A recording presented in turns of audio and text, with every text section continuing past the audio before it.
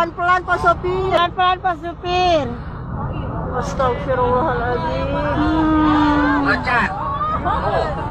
Inilah video amatir yang memperlihatkan seorang pria sedang melaksanakan sholat di tengah jalan. Meski kondisi jalan cukup ramai dilintasi kendaraan, pria tersebut nampak khusyuk menjalankan sholatnya. Khawatir si pria tertabrak kendaraan, warga sekitar ramai-ramai menjaganya. Sejumlah warga membentuk lingkaran guna melindungi pria tersebut hingga selesai sholat. Begitu si pria selesai sholat, warga langsung menggiringnya ke tepi jalan agar lalu lintas kembali lancar.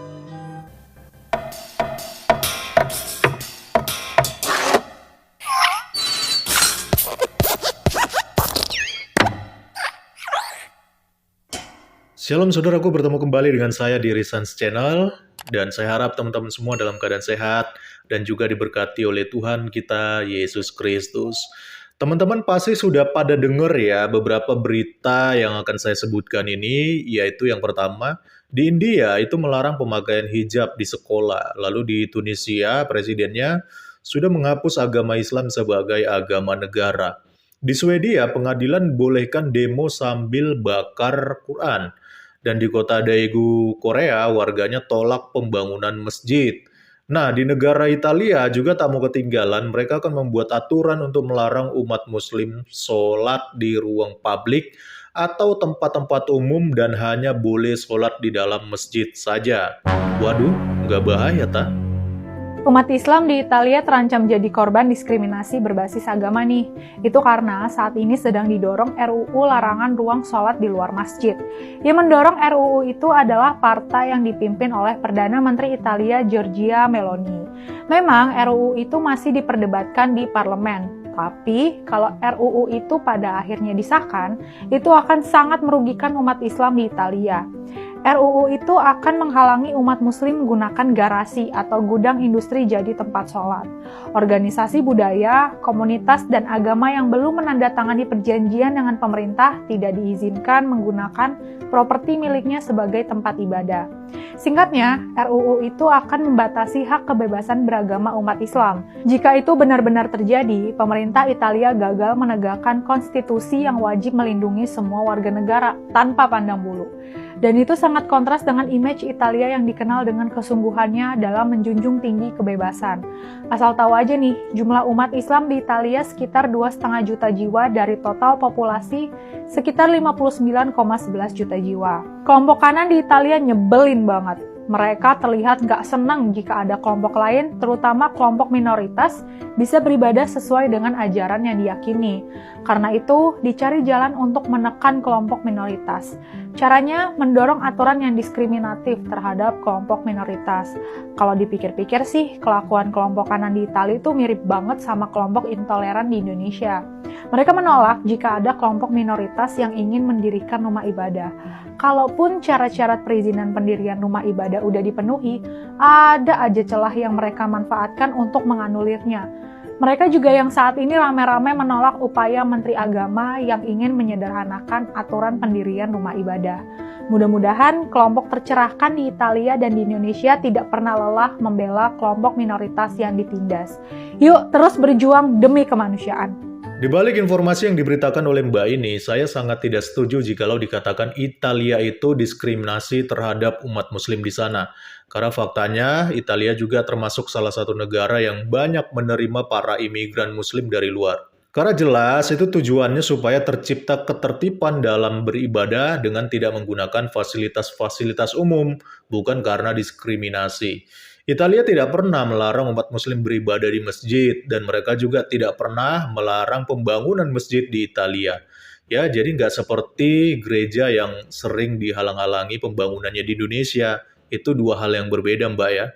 Jadi jelas, ini tujuannya untuk menciptakan ketertiban dan juga keteraturan di negara Italia, supaya tidak terjadi hal-hal yang dapat membahayakan orang yang sedang beribadah atau juga yang dapat mengganggu orang yang sedang memakai fasilitas-fasilitas umum.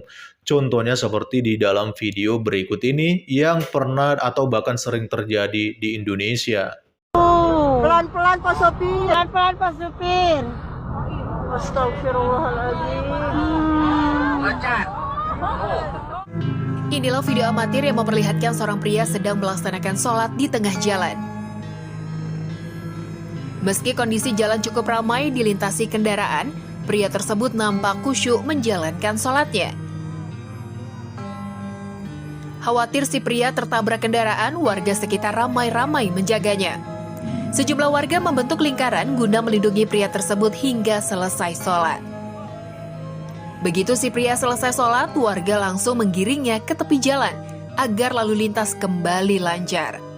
Nah, kalau semua orang sembarangan menggunakan tempat umum untuk beribadah, tentu itu dapat mengganggu aktivitas orang lain. Bahkan bukan hanya itu, ya, beribadah di tempat-tempat umum itu juga bisa mencelakakan orang yang sholat di sembarang tempat, apalagi sampai sholatnya di jalan raya seperti itu. Kalau ketabrak mobil nanti kan bahaya. Beredarnya informasi ini pun akhirnya banyak menuai komentar dari para netizen yang ada di Indonesia. Bahkan mayoritas netizen ini sendiri justru menyetujui jikalau RUU itu disahkan dengan segera. Setuju, sangat setuju. Nah, ini banyak sekali yang setuju, teman-teman. Lapor ke Pak RT Lampung. Waduh, apa hubungannya ini dengan Pak RT Lampung ya? Jangan diganggu, Pak RT-nya lagi menikmati masa-masa kebahagiaan bisa berkumpul kembali dengan keluarganya setelah dibebaskan dari pidana ya, teman-teman. Itu tidak membatasi sih, hanya mengatur saja. Yang jelas mereka tidak mempersulit menghalangi pembangunan masjid. Nah, ini saya setuju ya. Jadi itu nggak ada hubungannya sebenarnya dengan diskriminasi, karena itu hanya mengatur supaya tertib dan supaya beribadah pada tempatnya. Jadi bukan di fasilitas atau di tempat-tempat umum. Harus diatur, nanti bisa-bisa sholat di trotoar atau taman. Kalau perlu dirikan masjid pakai SKB 10 menteri. Waduh, ini kayaknya sarkas nih komentarnya ya. Kalau di Indonesia kan ada SKB 2 menteri. Nah, kalau di Italia mau dibikin SKB 10 menteri, waduh, itu gimana nanti ceritanya? Sebetulnya nggak membatasi. Jika membatasi itu nggak boleh ibadah, membubarkan rumah ibadah, mana yang lebih baik. Nah, ini betul ya. Itu bukan membatasi namanya, hanya menertibkan. Beda ya, membatasi dengan menertibkan itu beda. Mbak, di sana diatur supaya teratur. Masa orang sholat di trotoar, di gudang, dan lain-lain? Sholat harus di masjid, di sana teratur. Makanya diatur supaya teratur. Ya, itulah beragam komentar dari netizen ya teman-teman, terkait situasi yang sedang terjadi di Italia. Nah, kalau menurut teman-teman sendiri bagaimana? Silakan berikan tanggapan di kolom komentar. Salam kritis, Tuhan Yesus memberkati. Salam.